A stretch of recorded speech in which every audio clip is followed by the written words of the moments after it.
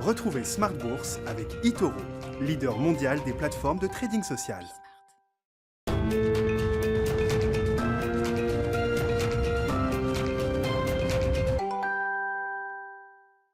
Et c'est reparti pour Smart Bourse, votre double dose quotidienne de marché en direct sur Bismart. Chaque jour à la mi-journée, 12h30, 13h et le soir, la grande édition, le grand digest de l'information économique, financière et boursière à partir de 18h30 pendant 1 heure. Au sommaire ce soir, le CAC 40 qui progresse de quasiment 1% en clôture grâce à deux secteurs spécifiques. Le secteur du luxe, flamboyant après les résultats coup sur coup de LVMH, Kering et de Hermès aujourd'hui, avec une croissance des ventes spectaculaire, impressionnante sur le premier trimestre qui dépasse tous les objectifs des analystes, même les plus élevés. On est sur une progression des ventes, rappelons-le, pour Hermès au T1 de 44% grâce au moteur asiatique qui tourne à plein régime. Les ventes en Asie hors Japon chez Hermès ont doublé sur un an. Le moteur américain est bien allumé également avec la revanche du consommateur américain qui est en train de se matérialiser.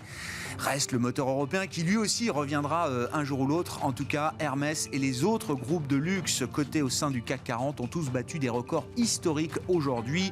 LVMH, première capitalisation française et européenne avec 320 milliards d'euros de market cap. Hermès bien sûr, L'Oréal ou encore Kering ont donc battu des records absolus aujourd'hui. Les quatre valeurs du CAC 40 pèsent aujourd'hui 24% de l'indice pour une capitalisation boursière cumulée de plus de 700 milliards d'euros. Et puis l'autre secteur qui a bien aidé les marchés européens, c'est le secteur de la technologie également qui s'est distingué aujourd'hui puisque Worldline par exemple termine en tête du CAC 40 ce soir. Vous aurez le résumé complet dans un instant avec Nicolas Pagnès. Du côté de la réunion de la Banque Centrale Européenne, rien de neuf à signaler. Je mets quand même un petit point d'interrogation. On en parlera avec nos invités de Planète Marché. Il n'y avait pas d'attente sur cette réunion particulière, si ce n'est toujours un enjeu de communication pour la Banque Centrale Européenne. Christine Lagarde qui essaye de ménager la chèvre et le chou, à savoir les colombes et les faucons. Pour l'instant, on va dire que la ligne tient et que Christine Lagarde arrive à trouver le compromis. Pas de changement en matière de politique monétaire, évidemment. Christine Lagarde qui précise qu'il n'y a pas eu de discussion au sujet d'une réduction progressive des achats dans le cadre du plan d'urgence pandémique, car ce serait prématuré, a ajouté la présidente de la Banque Centrale Européenne aujourd'hui. La réunion de la BCE qui n'a pas eu d'impact sur la dynamique de marché. On parlera de tout ça avec nos invités de Planète Marché donc dans un instant. Grande journée sur le climat également. On en parlera bien sûr avec les objectifs de l'administration Biden qui sont de réduire d'au moins 50% les émissions de gaz à effet de serre de l'économie américaine à horizon 2030 par rapport au niveau de 2005. Ce sont des objectifs qui ont été bien sûr durcis par rapport aux précédents objectifs affichés par l'administration Obama à l'époque. Et le dernier quart d'heure de Smart Bourse chaque soir, vous le savez, c'est le quart d'heure thématique, marché à thème qui sera consacré ce soir au capital investissement. On fera le bilan de l'année 2020 avec le directeur général de France Invest qui sera avec nous en plateau. Et puis bien sûr, après la phase de protection, de refinancement des entreprises, vient la phase de relance avec les besoins d'investissement des entreprises ETI et PME françaises qui vont être à satisfaire devant nous. Et le private equity, le capital investissement, a bien sûr un rôle clé à jouer dans cette séquence. Ce sera à partir de 19h15 en direct sur Bismart.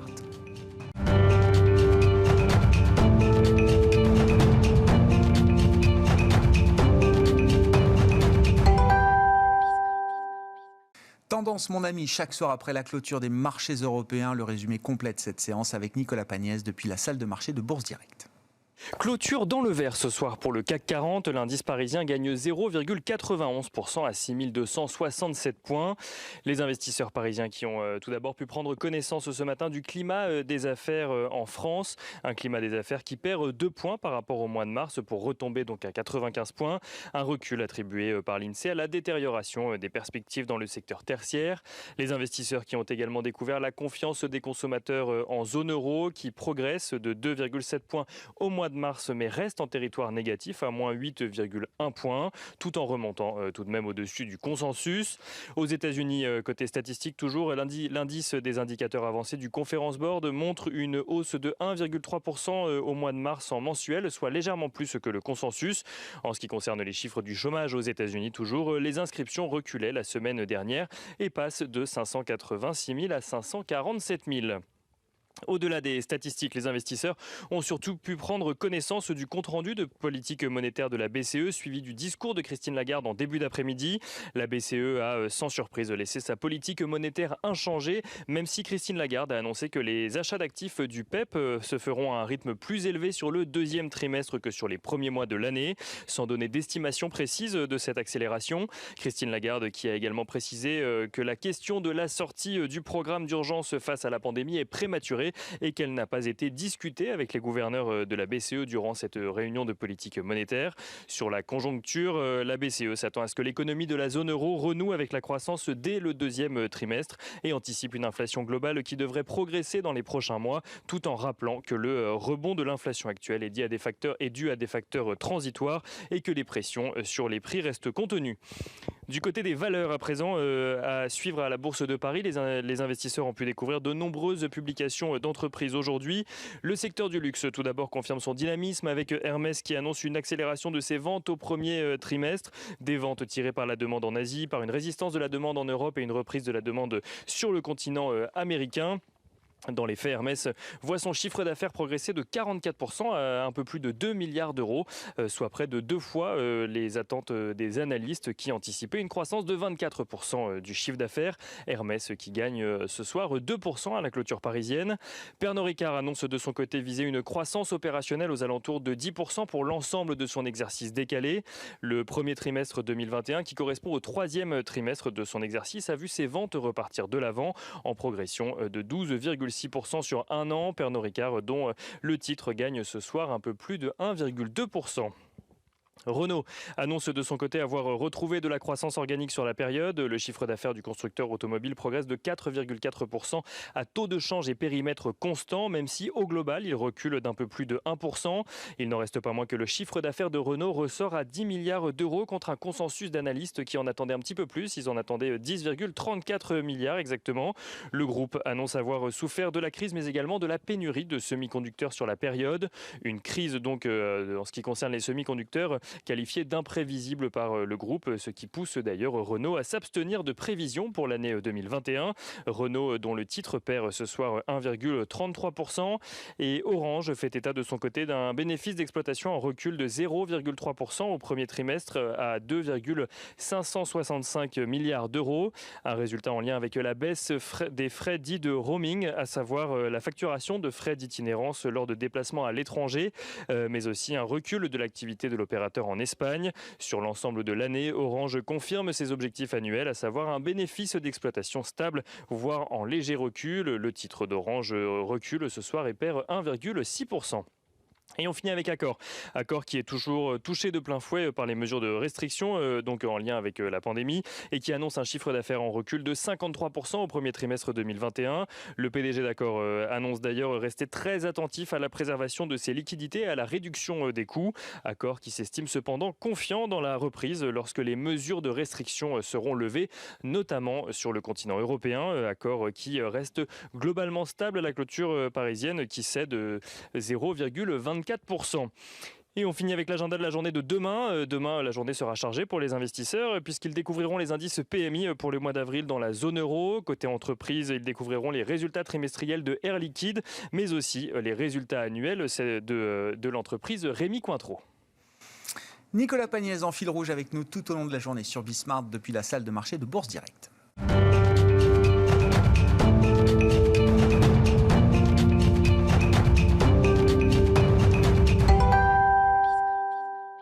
Deux invités avec nous ce soir pour décrypter les mouvements de la planète marché. Malik Hadouk est à mes côtés en plateau, le directeur de la gestion diversifiée de CPR Asset Management. Bonsoir Malik. Bonsoir. Bienvenue. Merci. Et puis Benoît Pelloual nous accompagne par téléphone à distance ce soir. Bonsoir Benoît. Merci beaucoup d'être avec nous. Vous êtes stratégiste chez Vega IM. Commençons peut-être par un commentaire sur la réunion de la Banque Centrale Européenne, même s'il n'y avait pas beaucoup d'attentes et même si c'est sans doute pas la réunion de l'année, on va quand même commenter cette réunion de notre Banque Centrale Européenne. Malik, quel était l'enjeu selon vous et à l'arrivée, qu'est-ce que vous concluez de cette communication de Il n'y avait aucun enjeu particulier. La seule chose intéressante, à mon avis, c'est qu'on a senti quand même un ton plutôt optimiste sur la croissance économique à venir avec la réouverture et surtout la campagne de vaccination.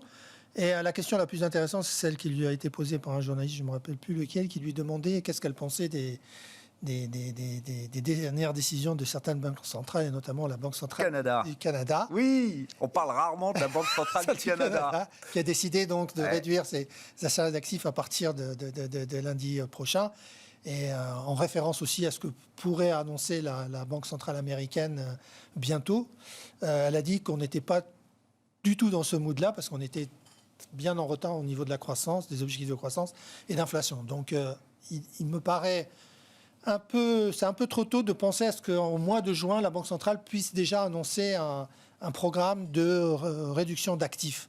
On aura au mois de juin les nouvelles projections économiques, inflation et croissance, et je pense qu'il est un peu trop tôt aujourd'hui pour la BCE de suivre le mouvement que pourrait initier par contre la Banque centrale américaine dès le mois de juin. Ah, vous voyez la Fed commencer à infléchir sa communication peut-être dès le mois de juin. Ah oui, ouais. Oui, mais ça va quand même mieux en le disant, parce que les débats qu'on suit de plus ou moins près au sein de la Banque Centrale Européenne semblent quand même assez animés, avec ce qu'on appelle les faucons. Alors visiblement, les discussions n'ont pas eu lieu à l'occasion de ce Conseil des gouverneurs, mais certains se sont exprimés en amont de cette réunion pour faire valoir leurs droits et expliquer qu'il fallait dès aujourd'hui commencer à anticiper une réduction, alors non pas de tous les programmes de la BCE, mais de ce programme d'urgence pandémique, ce fameux PEP, qui a une enveloppe totale de 1 850 milliards d'euros. Oui, mais elle a bien expliqué que les prévisions de croissance pour le premier trimestre seraient peut-être encore en territoire négatif, et que les choses devraient s'améliorer à partir du second trimestre, donc avoir des chiffres un peu plus positifs. Donc pour elle, il est trop tôt aujourd'hui d'annoncer que la BCE va réfléchir à réduire son soutien, sachant que la campagne de vaccination ne fait qu'accélérer.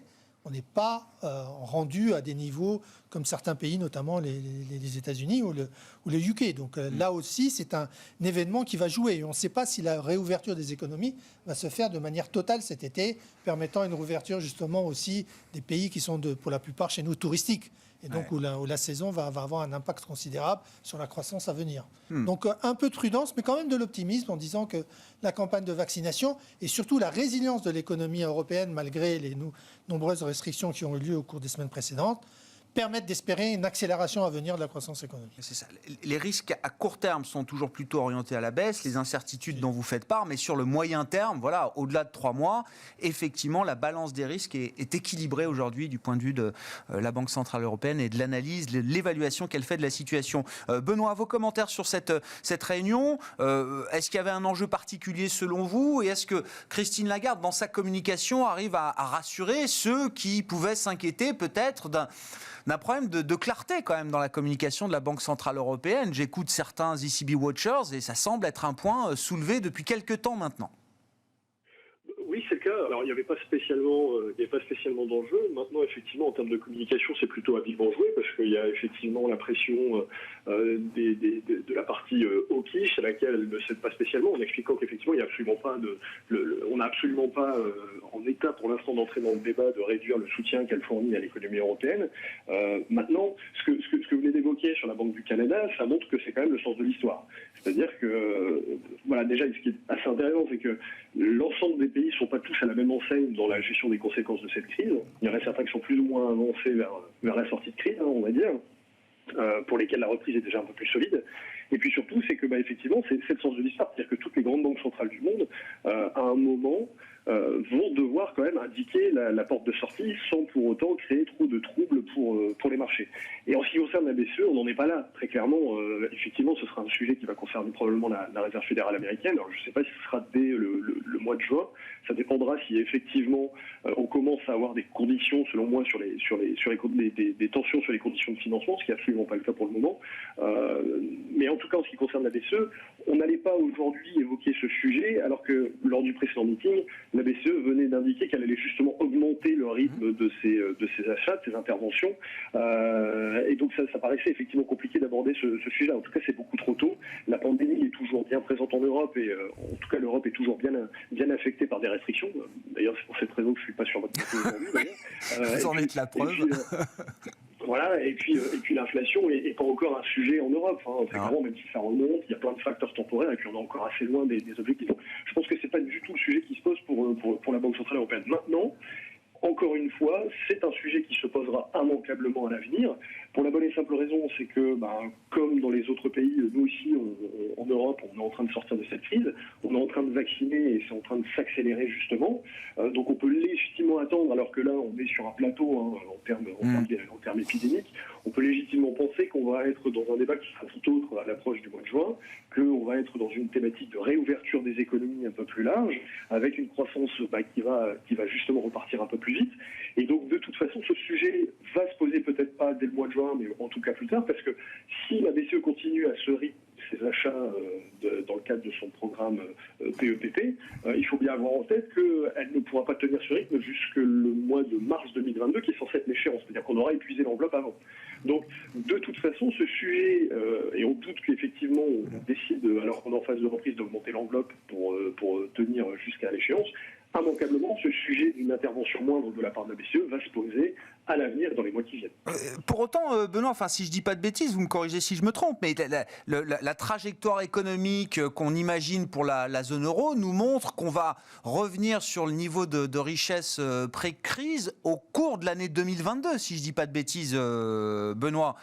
Est-ce qu'en 2021, ce serait déjà le moment pour la BCE de signaler une réduction progressive de son soutien à l'économie à travers son programme d'achat d'urgence, alors même que, alors c'est le terme technique des économistes, alors même qu'on n'a pas comblé l'output gap? Très clairement, justement, c'est pour ça que je pense que le parce qu'aux États-Unis, la situation, si on prend le séquençage de la politique monétaire américaine, ils ont refermé leur output gap. Donc la Fed a attendu ce moment-là pour commencer à envisager, on verra si c'est juin, septembre ou un peu plus tard, pour commencer à envisager de parler d'une réduction progressive de son soutien. Là, on comprend que dans la séquence, la BCE commencerait à évoquer cette possibilité avant même qu'on soit revenu sur les niveaux de richesse de 2019.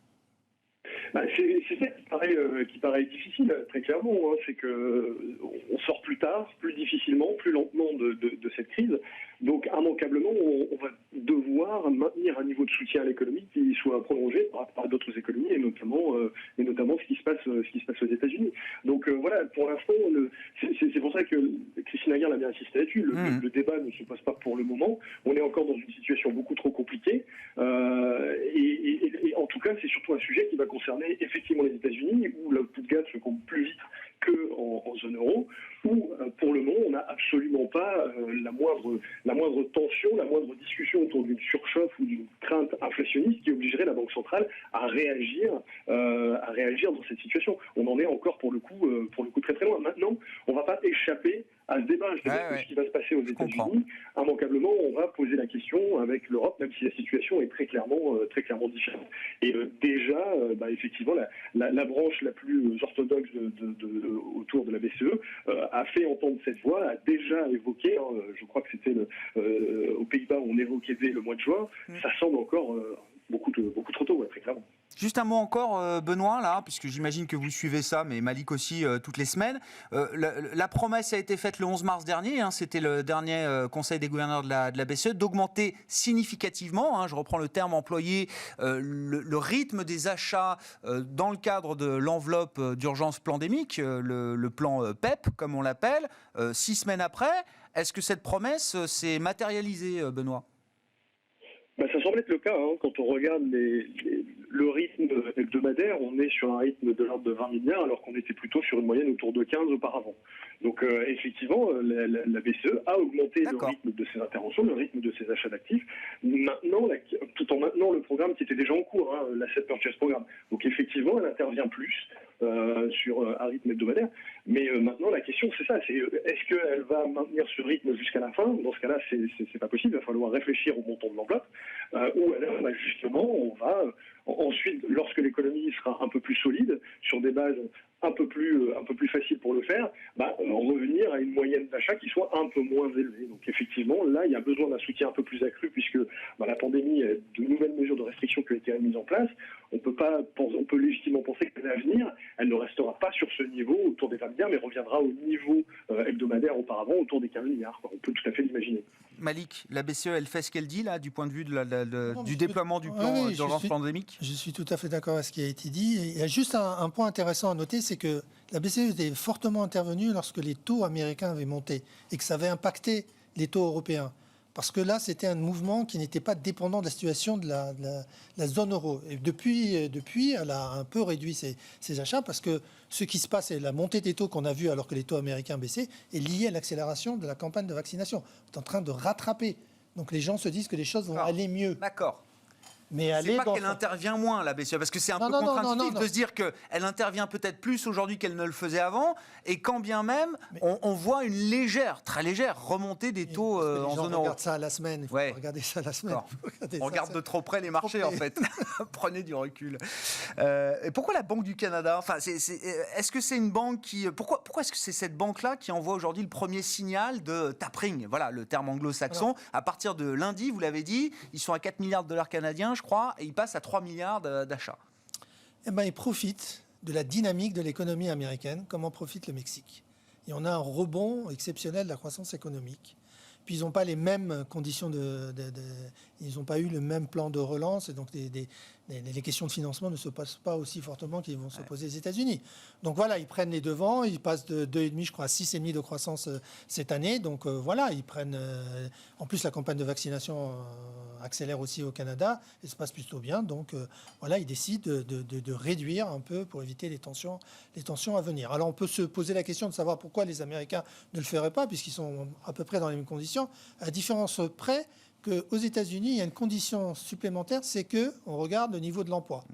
La Banque centrale est vigilante sur le niveau de l'emploi. Et aux États-Unis, on n'a pas retrouvé le niveau de l'emploi qu'on avait connu avant la crise sanitaire de 2020. Alors que la Banque centrale de Canada a pour elle les perspectives économiques et financières et la stabilité des prix uniquement. Comment vous regardez les marchés aujourd'hui, Malik? Alors, ça fait un peu plus d'un an qu'on a marqué le point bas des marchés globaux, on va dire, américains, européens. Ça fait 6 mois qu'on vit sur le rallye vaccin, un peu moins de 6 mois. C'était le 9 novembre, l'annonce des vaccins. On a tous cette date encore en tête aujourd'hui. Donc, il s'est passé beaucoup de choses.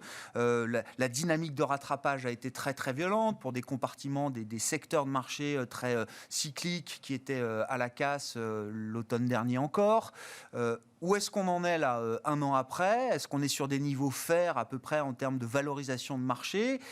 Et qu'est-ce qu'on peut imaginer pour la suite? Enfin, en début de semaine, quand on a vu la baisse de 2% là, sur les actions européennes, évidemment, c'est microscopique, on l'a déjà tous oublié, mais on se disait, tiens, c'est peut-être le moment d'une respiration, il y a peut-être besoin de consolider un peu sur ce marché, et puis 48 heures après, on voit quoi. On a le sentiment que finalement, on repart dans le même sens.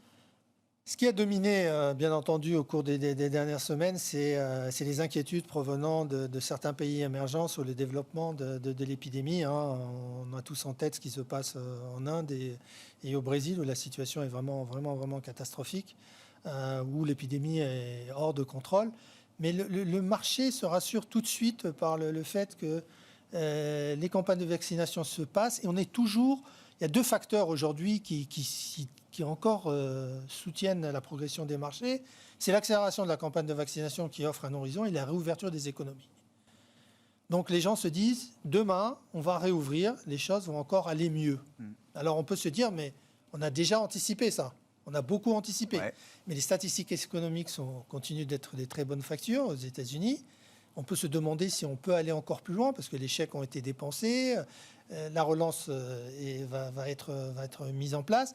Les résultats d'entreprise sont excellents de ce début de publication. On attend bien sûr les grosses techs qui publieront à partir de la semaine prochaine, mais tout ce qu'on a vu jusqu'à maintenant, que ce soit en termes de bénéfices ou que ce soit en termes de résultats, sont largement supérieurs à ce qui avait été estimé par le consensus, que ce soit aux États-Unis ou que ce soit en Europe. Et aux États-Unis, on révise même à la hausse les perspectives bénéficiaires des entreprises. Donc, voilà, on est dans un environnement... On se dit que l'accélération n'est pas finie encore. Voilà. Parce qu'on cherche le pic, la dérivée, c'est toujours la dérivée seconde. bien sûr. Et la dérivée seconde va s'amenuiser. Oui, mais quand on recherche le pic, là, le pic de la réouverture aux États-Unis. Est-ce que c'est pas maintenant, là, en ce moment? Ce qu'on va attendre avec surtout regardez avec beaucoup d'attention, c'est le chiffre du marché du travail dans 10 jours. Ouais. C'est lui qui va donner la tendance, parce que ce à quoi on a assisté, c'est que les marchés ont progressé, et ça a été mentionné tout à l'heure, c'est parce que les taux d'intérêt réels continuent à rebaisser, ils sont repartis à la baisse. Donc ça, c'est un soutien indéniable pour les marchés des actions. Mais là où on a, nous, une question, c'est pourquoi les taux américains ont autant reculé? Alors autant, on est passé de 1,75, on a touché 1,50. 1,50. On est remonté, alors que les chiffres étaient meilleurs, les statistiques étaient meilleures, et que surtout, on s'attend à une accélération dans les semaines à venir. Donc il y a un chiffre qui a été, à notre avis, un peu mal interprété, c'est le chiffre de l'inflation qui est apparu bénin. Mais je pense que l'accélération de l'inflation est à venir. Hein. On voit aux États-Unis des prix dans les voitures d'occasion monter. On voit certains éléments qui montrent que l'inflation va accélérer, et peut-être un peu plus qu'on ne le pense. Et donc, les taux doivent remonter. Les taux ne doivent pas fini. C'est pas fini. Je pense que ce qui s'est passé, on a eu un effet technique qui a été très important. On a vendu, on a acheté la rumeur, puis on a vendu en fait le fait.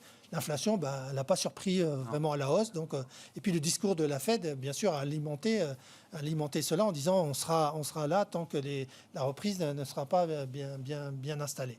Donc aujourd'hui, on n'est pas loin du pic que vous mentionnez à la fois sur les marchés et sur l'économie.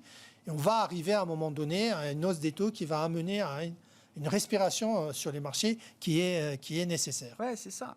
Concomitamment avec la normalisation de l'économie américaine. Tout à fait. C'est ce moment-là qu'on cherche tous à deviner. Mais ça pourrait profiter à la zone euro qui a, au mois de mars, sous-performé par rapport au marché américain, parce que là, les conditions de financement, à notre avis, vont rester quand même assez stables. Oui, avec une accélération qui est encore à venir. Voilà, c'est ça. On aura passé l'accélération aux États-Unis, mais le marché se focalisera plus précisément. Vous pensez à ce moment-là sur l'accélération qu'on peut espérer. Et sur la thématique value qui a été elle aussi. Oui, je comprends. Ça reste en place. Benoît, comment vous regardez effectivement la situation de marché, partant peut-être de la situation américaine qui guide beaucoup de choses aujourd'hui? Est-ce que vous avez, vous, une idée là, du moment où on touchera le pic de l'accélération de réouverture aux États-Unis, Benoît? Parce que le calendrier va très vite. Hein. Je suis désolé, je mets quelques éléments sur la table, mais Biden promettait de vacciner 100 millions en 100 jours. Enfin, il a déjà vacciné la moitié de sa population adulte. Tout le monde a le droit au vaccin aujourd'hui. Chaque jour, ce sont plus de 3 millions d'Américains qui sont vaccinés au rythme actuel. C'est 1% de la population. Donc, on voit bien le calendrier qui s'est accéléré aussi sur l'idée de la réouverture complète de l'économie américaine. Et c'est très juste. Le pic, il est probablement pas très loin devant nous, là. C'est probablement au cours de ce second trimestre, hein, le pic de l'accélération de l'économie américaine. C'est d'ailleurs peut-être un des éléments qui explique éventuellement ce mouvement qu'on a sur les taux. Hein. C'est-à-dire que là, on est dans une phase quand même où on a des rebonds en termes de statistiques macroéconomiques qui sont parfois marqués par des effets de base et peuvent paraître parfois assez grotesques, hein, quasiment. Mais ça montre qu'effectivement, l'économie américaine est là en train de rejoindre son pic maximum. Sauf que après un pic, immanquablement, même si ça reste très positif et très soutenu, ça se calme un petit peu, quoi. Et donc là, on a eu quand même, sur ce mouvement sur les taux d'intérêt aux États-Unis, il y a quand même pas mal d'effets, je dirais, un peu techniques. C'est pas illogique, après avoir vu une telle remontée des taux qui accompagne une sortie de crise et donc du coup un appétit pour le risque très agressif, c'est pas immanquable, c'est pas inconcevable de voir ça se calmer un petit peu de façon transitoire. Et justement, ça reflète encore une fois que on n'est pas tous à la même enseigne, au même stade de la reprise. D'ailleurs, justement, c'est à travers on a vu ça à travers notamment le spread entre les États-Unis et ce qui s'est passé en Europe, hein, sur les taux, que beaucoup de monde peine à expliquer. Bon, la tentative qu'on peut montrer, c'est effectivement cette divergence de tendance entre les États-Unis et l'Europe, parce que aux États-Unis, il faut bien avoir en tête que les taux longs avaient déjà commencé à remonter avant les taux européens. Donc déjà, il y avait cet effet qui était noté. Et il faut bien avoir en tête qu'aux États-Unis, là, actuellement, les indicateurs d'activité, les ISM, on est à plus de 60, à la fois dans les services, dans l'industrie, alors qu'en Europe, péniblement, dans les services, on est toujours en dessous des 50 points, c'est-à-dire toujours en contraction. Donc, on peut légitimement penser qu'à travers ce mouvement sur les taux, il y a l'anticipation que le pic d'accélération de l'économie américaine est tout proche et que derrière, même si ça reste très bien, ça se calme un petit peu, alors qu'en Europe, on a encore une marge d'accélération qui permet au taux long de continuer de progresser un petit peu. Alors maintenant, sur le sentiment, là où je vais peut-être diverger un petit peu, c'est que fondamentalement, on est toujours très positif parce qu'on a une combinaison qui est très bonne pour les actifs risqués, c'est-à-dire réouverture des économies, amélioration de la crise sanitaire, donc on a une reprise, un soutien budgétaire qui continue de produire ses effets et une politique monétaire toujours super accommodante, donc ça c'est bon pour les actifs risqués parce que les taux restent inférieurs à la croissance et justement c'est ce qui était évoqué, ce qui importe c'est justement les taux réels en réalité, et on a vu que les marchés s'étaient inquiétés quand les taux réels étaient en train de rebondir, on a vu que derrière ils se sont calmés et en tout cas ils restent très largement négatifs, donc ça stimule justement fondamentalement l'appétit pour les actifs risqués. Maintenant, tactiquement, on a commencé, nous, à prendre un peu de bénéfices et à se montrer un poil plus prudent. On est revenu dans notre allocation actif à la neutralité. Ça reste très tactique, même si on souscrit toujours à un scénario de reprise à moyen long terme. Et ça repose sur quoi ? Sur le fait que les marchés soient revenus quasiment sur leur plus haut historique, donc la crise, elle est quasiment effacée.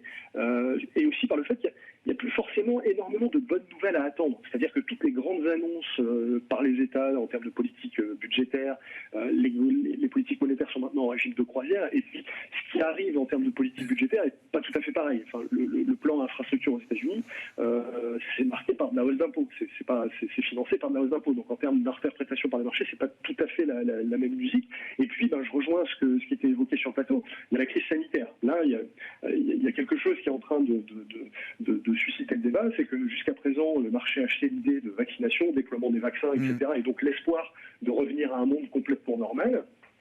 Sauf qu'on s'aperçoit que c'est peut-être pas aussi simple, parce que déployer les vaccins, c'est déjà compliqué dans les pays développés, même si on y arrive très bien quand on voit ce qui se passe aux États-Unis. Dans le monde émergent, c'est pas tout à fait la même chose. Et effectivement, la question de ce qui se passe en Inde, au Brésil, particulièrement en Inde, est très inquiétante. Pourquoi ? Parce que si on n'arrive pas à vacciner suffisamment et rapidement dans ce type de pays, on multiplie la chance d'avoir l'émergence de nouveaux variants qui viendraient challenger les vaccins actuels.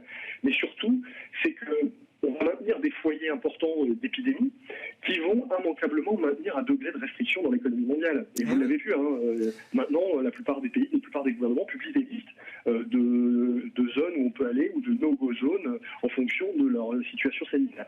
Si on ne parvient pas effectivement à vacciner le monde entier et à tendre vers l'éradication de ce virus, immanquablement, on va avoir des restrictions qui vont peser dans l'économie mondiale, degré qui sera plus ou moins important. Et je pense que ça, c'est peut-être le débat qui est en train de nouveau d'émerger, alors qu'on est dans une situation de sortie de crise très optimiste, en disant on a un vaccin, on va pouvoir éradiquer le virus, on va progressivement se rendre compte que c'est peut-être pas aussi simple que ça, la situation des émergents est quand même vraiment problématique.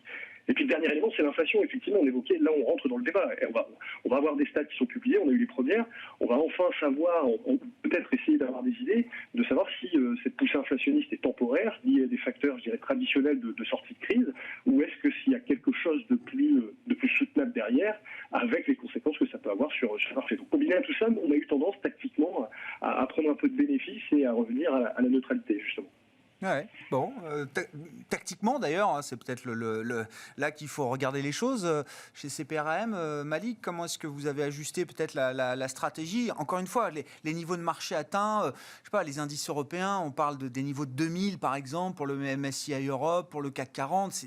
On sait que c'est quand même des grosses résistances, plus que psychologiques. C'est des niveaux dont on ne s'est jamais vraiment affranchi. On parle de niveaux d'il y a 20 ans. Donc ça peut faire un peu peur quand même pour ceux qui sont exposés au risque aujourd'hui là dans le marché. Donc le marché américain, il caracole et continue parce qu'il est alimenté par cette croissance des bénéfices, parce que c'est le premier marché à être sorti de la crise et il est alimenté par le soutien budgétaire et monétaire, fiscal aussi. Alors aujourd'hui, quand on interroge les gens sur qu'est-ce qu'ils craignent sur les... C'est pas le Covid, c'est pas c'est plus le Covid. C'est plus le Covid, excusez-moi. Vous avez non, raison. c'est vrai. Oui. C'est plus le Covid. C'est soit la réduction des achats d'actifs, soit l'inflation, soit un troisième élément qui apparaît, c'est la taxation et la fiscalité qui risquent d'augmenter dans les mois à venir, puisqu'on parle d'une taxation au niveau mondial homogène, et pour financer, bien sûr, tous les déficits qui se sont accumulés depuis les 2 dernières années.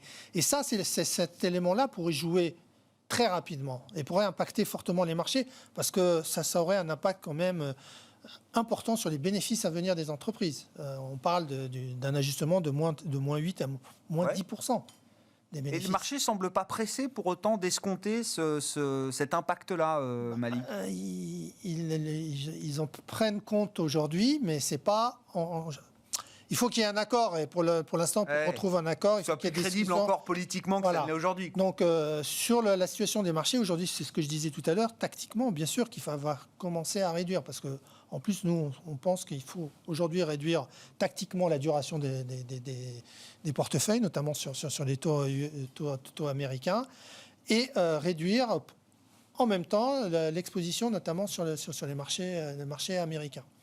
Et toujours rester positionné sur le marché européen qui, à notre avis, devrait profiter à nouveau du retour de la rotation sectorielle en faveur de la value, à la faveur de cette hausse des taux. Cette dynamique peut reprendre, parce qu'elle s'est un peu affadie, on va dire, depuis un mois et demi. C'est ça. Depuis un mois et demi, oui.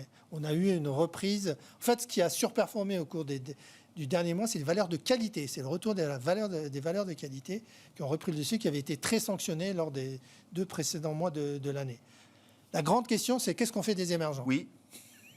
Parce que là, non mais c'est très intéressant. Alors, il y a la situation épidémique en Inde ou dans des grands pays d'Amérique latine, là, hors de contrôle. En Chine, ça n'est plus le cas aujourd'hui. Et pour autant, on voit quand même une phase d'ajustement de l'économie chinoise et des marchés asiatiques chinois qui ont bien sous-performé depuis plusieurs mois maintenant. Hein. Très fortement. Alors qu'ils avaient surperformé en début d'année, ils ont très fortement, ils ont rendu, et même rendu plus que rendu toute leur avance de début d'année. Ils ont été fragilisés par 2 événements. Il y a le premier événement, c'est la reprise en main par les politiques et toute la politique de régulation qui se met en place. Hein. On reprend le contrôle des grandes entreprises privées qui avaient pris trop de pouvoir au goût du pouvoir central. Votre directrice des études de la stratégie, Laetitia Baldeschi, qui est avec nous en début de semaine, dit « Je pense que l'économie chinoise n'a jamais été autant administrée qu'aujourd'hui ». Et on parle d'une économie qui est, par nature, déjà fortement administrée. Et le deuxième élément, c'est, elle a dû en parler aussi, c'est la politique qui devient plus restrictive, la politique monétaire qui devient un peu plus restrictive, et donc qui a joué. Et ces vents contraires vont durer encore ? C'est la vraie question. Compte tenu que lorsqu'on regarde les bénéfices des entreprises chinoises, elles sont plutôt bien orientées. Donc la correction qu'on a subie, elle est liée à ces 2 facteurs. Mais c'est vrai que la valorisation des marchés chinois reste un peu élevée. Sur l'ensemble du monde émergent, alors ça va vous surprendre, mais nous, on est plutôt enclin à revenir sur l'Amérique latine, malgré ce qui se passe au Brésil, parce qu'ils vont profiter indéniablement de l'accélération de la croissance économique américaine. Ouais. C'est ce qu'on voit avec le Mexique. Le Brésil, je sais que c'est un bourbier politique et sanitaire, mais c'est un pays qu'on regarde et dans lequel on s'apprête peut-être à investir, mais on attend que la situation se stabilise. Les marchés émergents auraient dû profiter de cet environnement économique porteur, mais ils ont été fragilisés par la hausse des taux dans un premier temps et par l'appréciation du dollar, deux événements qui se sont modérés au cours des récentes semaines. Benoît, je ne sais pas si vous voulez dire un mot des émergents, puis je voulais qu'on garde quand même quelques minutes pour parler du climat. C'est une journée importante de ce point de vue-là, en tout cas en affichage et en signaux politiques envoyés, ne serait-ce que par les États-Unis, avec la réunion organisée aujourd'hui par Joe Biden, Xi Jinping, Vladimir Poutine, Emmanuel Macron, les Européens, enfin tout le monde a pu y participer à distance évidemment, et on retient évidemment, alors ce sont des affichages importants, les objectifs de réduction de gaz à effet de serre affichée alors hier par l'Europe, aujourd'hui par les États-Unis. On parle de baisse de 50% pour les États-Unis horizon 2030 par rapport au niveau de 2005. Ce sont des objectifs qui sont considérablement durcis, évidemment. Ce n'est pas Donald Trump qui allait durcir ses objectifs. Donc c'est Joe Biden qui s'en charge.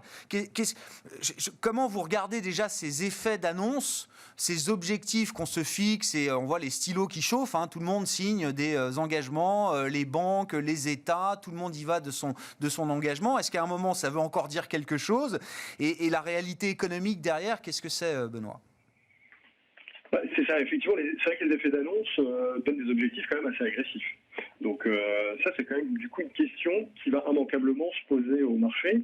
Pour la bonne et simple raison, c'est que, il va falloir qu'on juge de l'équilibre subtil pour atteindre ces objectifs entre l'incitation, c'est-à-dire à travers l'investissement qui va être fait, qui là peut porter un effet extrêmement positif pour la croissance potentielle, parce que si ça se traduit par beaucoup d'investissements dans la recherche, l'innovation, les technologies, etc., parce que ça, on sait que dans les dépenses, on ne sait pas trop ce qui dope la croissance potentielle ou pas. En tout cas, on sait que les dépenses en infrastructure, comme on veut le faire là aux États-Unis, c'est assez peu d'effet sur la croissance potentielle. Par contre, si on dépense dans de la technologie, dans la recherche, développement, etc., c'est un effet positif sur la croissance potentielle. Donc si ça se traduit par ça, c'est quelque chose qui peut être de nature vraiment bon pour soutenir le cycle et fondamentalement à long terme, parce que ça va créer des emplois qualifiés. C'est quelque chose qui va vraiment nous aider à arrêter cette spirale de déclin des gains de productivité. Ça peut être une des solutions. L'autre côté, le pendant, qui me laisse à penser que ça paraît un peu risqué, et justement c'était déjà évoqué, il y a quand même des velléités de taxes qui se manifestent. Ça va être immanquablement un sujet à l'issue de cette crise, vu les montants dépensés pour financer les dégâts de cette crise. Et justement, si ça se traduit par tout un tas de nouvelles taxes, par des contraintes très fortes qui pèsent, je dirais, sur les mauvais élèves liés à cette transition énergétique, c'est là où justement ça va avoir un effet qui peut être négatif sur le marché. Négatif notamment parce que ça peut avoir un effet inflationniste et renforcer justement ce risque inflationniste qui est un des sujets d'inquiétude pour les marchés. Donc ça va être tout là va être l'enjeu, c'est véritablement de ménager les deux entre le répressif, c'est-à-dire les taxes et les contraintes, et l'incitatif en tout cas à travers de l'investissement qui peut doper la croissance potentielle. Mais pour l'instant on n'a pas le détail, on a juste les objectifs qui semblent effectivement assez agressifs. Ouais. Malik, pour terminer sur cette question des engagements climatiques. Le vrai problème, c'est le financement. Comment on va financer tout ça ? Parce que les montants dont on parle sont vraiment énormes. Et donc, comment ça va être pris en charge ? Est-ce qu'il y aura des subventions ou pas ? Est-ce que les entreprises devront s'endetter à nouveau pour mener à bien leur projet ? Est-ce que ça va se faire par du capital propre, par la levée de fonds ? Donc, comme on l'a mentionné, on n'a pas les détails. On sait que les montants vont être importants et ça va être un relais de croissance qui permettrait de poursuivre le cycle que l'on connaît actuellement. Parce que la question du climat, c'est une question aujourd'hui essentielle et centrale pour la survie de notre planète. Donc, je pense qu'il y a une détermination vraiment réelle des politiques pour aller dans ce sens. Ouais, ce sont des engagements, comme on dit, binding, quoi. Enfin, oui. C'est ça, des objectifs engageants. Hein. Ouais, c'est ça. Bon, on s'arrêtera là pour ce soir. Merci beaucoup, messieurs. Merci d'avoir été les invités de Planète Marché. Malik Hadouk, qui était à mes côtés en plateau, directeur de la gestion diversifiée de CPR Asset Management, et Benoît Pelloual, qui nous accompagnait à distance ce soir. Merci à vous, Benoît, stratégiste chez Vega IM.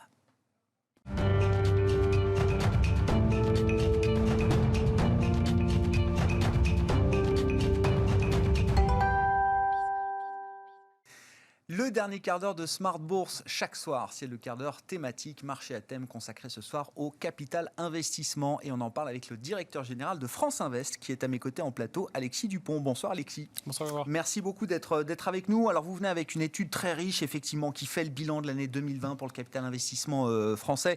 Il faut le temps évidemment d'agréger un peu tous les chiffres. Donc on va parler de ça et des enjeux de 2021.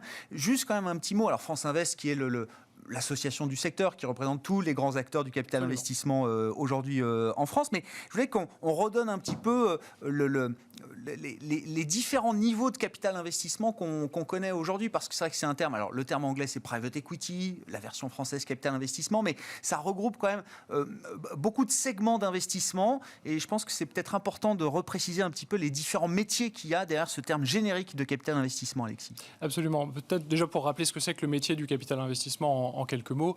Le capital investissement, c'est le métier qui consiste à accompagner des dirigeants d'entreprise, des startups, des PME, des ETI, à la fois en leur apportant des fonds, des ressources financières, et puis aussi en leur apportant un accompagnement au quotidien sur leurs problématiques de développement, de recrutement, de croissance externe. Enfin, voilà, il y a une dimension humaine qui est très importante dans ce métier et qui s'est d'ailleurs révélée très importante pendant la crise. Ouais.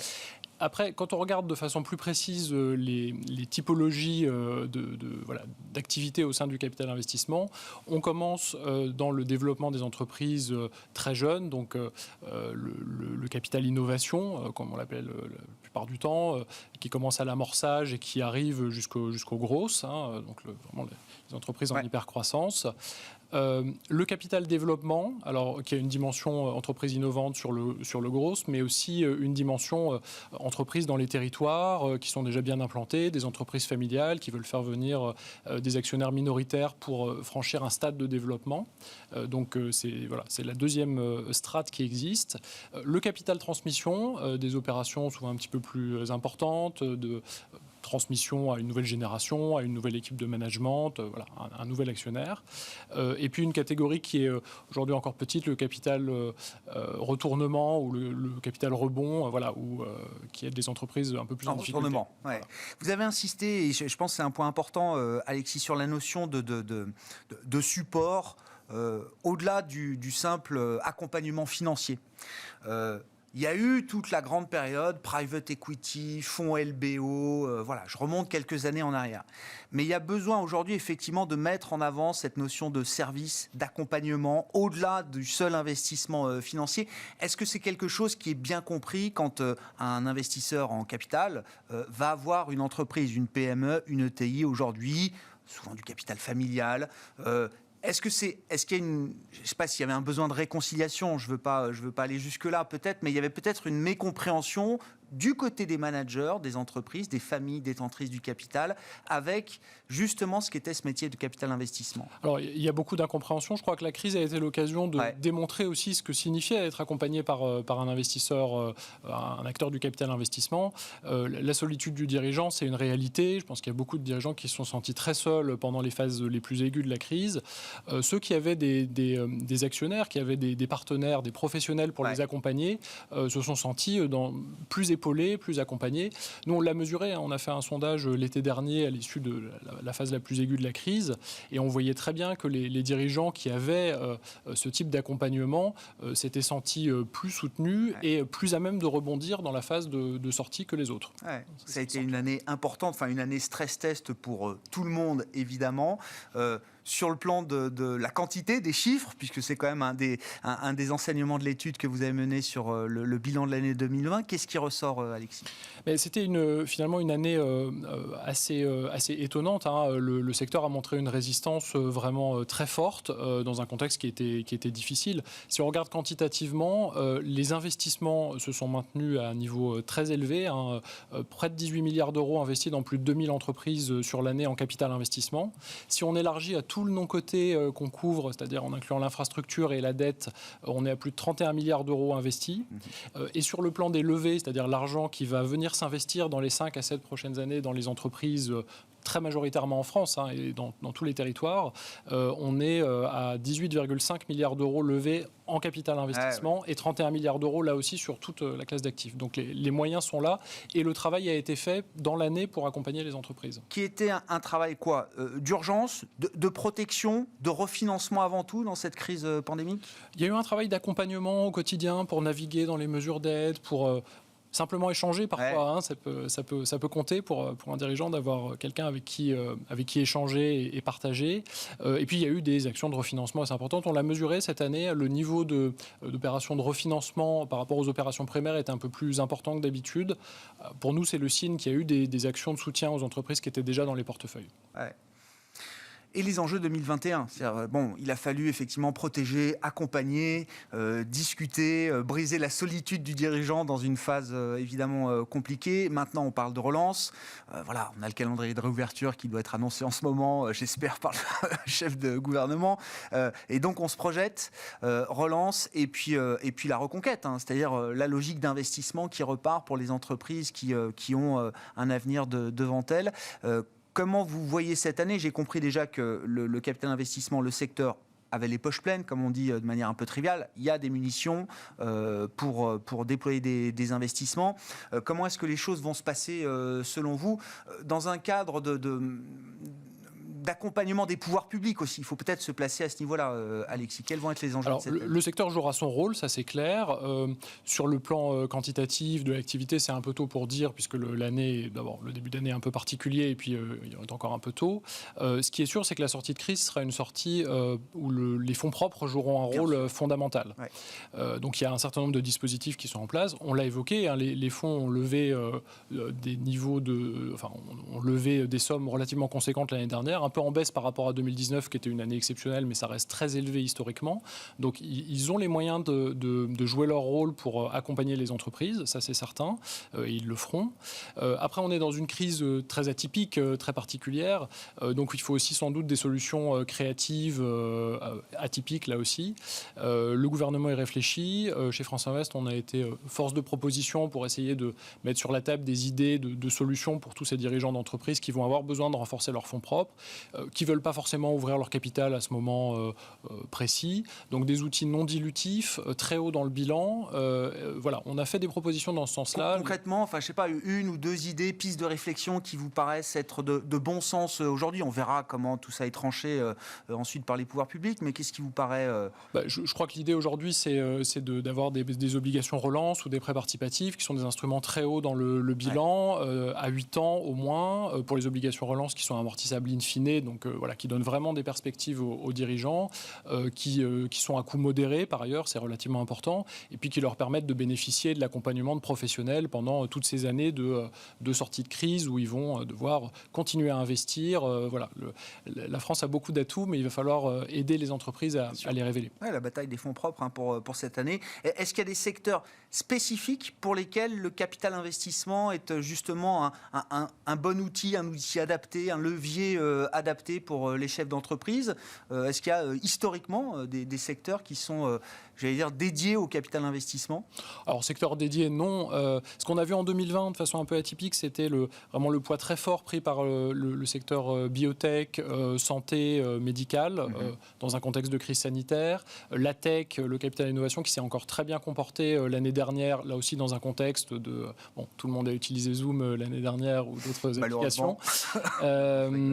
Et voilà, donc, et puis il y a un écosystème français qui est vigoureux. Mais de façon paradoxale, un des secteurs sur longue période qu'on finance le plus, c'est l'industrie. C'est pas toujours connu. Il y a vraiment des atouts pour le secteur industriel du capital investissement. Je voulais qu'on se place aussi du point de vue de l'épargnant. Alexis, c'est quand même le sujet aussi très souvent dans l'émission. Est-ce que vous partagez cette idée qu'on arrive peut-être à un point de bascule en termes de démocratisation du capital investissement? C'était souvent l'apanage ou d'institutionnels ou on va dire de clients fortunés haut de gamme, très haut de gamme, hein, et qui, les conseillers, les banquiers privés proposaient ce type d'investissement. Est-ce que les choses sont en train de changer et est-ce qu'il y a une demande pour l'épargnant particulier pour ce type d'investissement aujourd'hui? On sent un vrai frémissement, hein. Il y a une demande qui est croissante, pas uniquement auprès des réseaux de banques privées, de personnes fortunées, mais plus largement. Nous, il nous semble chez France Invest que c'est une dynamique qu'il faut qu'on accompagne. Les performances du capital investissement, elles sont très bonnes sur longue période, hein. On est à plus de 11% de rendement annuel net par an sur les 15 dernières années. Ouais, c'est ça, ouais. Donc cette performance, il faut qu'elle soit partagée avec tous les épargnants. Ça ne peut pas rester réservé à quelques-uns. Donc ça, il y a un vrai chantier là-dessus. Donc, il y a des chantiers réglementaires et puis il y a des problématiques de formation, des réseaux commerciaux sur lesquels il faut qu'on puisse travailler. Donc il y a vraiment une appétence. Les épargnants sont en recherche de sens pour leur placement et là, on est sur des placements qui en donnent. Ouais, et le capital investissement est capable de répondre à cette demande de l'épargnant particulier. Enfin, la logique ESG, ISR se développe aussi de plus en plus dans ce type d'investissement. Ça fait 15 ans qu'on travaille sur les sujets ESG dans le capital investissement, donc je pense qu'on est parfaitement rodé. Il y a un vrai travail maintenant de construction de produits qui vont répondre à la demande d'investisseurs peut-être moins sophistiqués que ce qu'il y avait avant. Donc ça, c'est un travail qu'on mène, bien sûr. Il y a beaucoup de demandes sur les fonds à impact. Là aussi, on y travaille. France Invest a apporté une définition exigeante des fonds à impact dans le secteur du capital investissement il y a peu. Les choses bougent et on espère arriver à faire face à la demande, en tout cas y répondre. Est-ce qu'il faut imaginer que les rendements d'hier puissent à nouveau être des objectifs de rendement demain, Alexis, ou est-ce que dans une logique aussi de transition écologique, énergétique, etc., il y a peut-être à un moment exiger des retours sur equity de 10-15% comme c'était le cas dans les années passées? Est-ce qu'il n'y a pas un changement de ce point de vue-là? D'abord, les performances passées ne cachent pas les performances futures, mais non. D'abord, ce qu'on voit, c'est que les phases de sortie de crise sont traditionnellement des phases où les performances des fonds sont relativement bonnes, parce que ce sont des phases d'opportunité, de consolidation, voilà, la performance est très souvent au rendez-vous dans ces périodes-là. Alors, quand on est un professionnel, qu'on sait les saisir. Hein. Donc voilà. Après, il y a une question plus philosophique sur la dimension quel rendement pour quel investissement. Nous, on est relativement confiants sur le fait d'arriver à créer de la valeur et de continuer à arriver à créer de la valeur sur tout un ensemble de segments. On le fait aujourd'hui, on sait pourquoi on le fait. On accompagne de la croissance externe, on accompagne le développement du chiffre d'affaires des entreprises par de la digitalisation, en aidant les entreprises à devenir plus durables. Donc il n'y a pas de raison qu'on ne continue pas à le faire demain. Merci beaucoup, Alexis. Merci d'avoir été avec nous, de nous avoir apporté ces éléments précieux d'analyse là, sur le fonctionnement du capital investissement et puis ces données chiffrées pour parler de l'année 2020 et des enjeux de 2021. Alexis Dupont qui était à mes côtés en plateau dans le quart d'heure thématique de Smart Bourse ce soir, le directeur général de France Invest.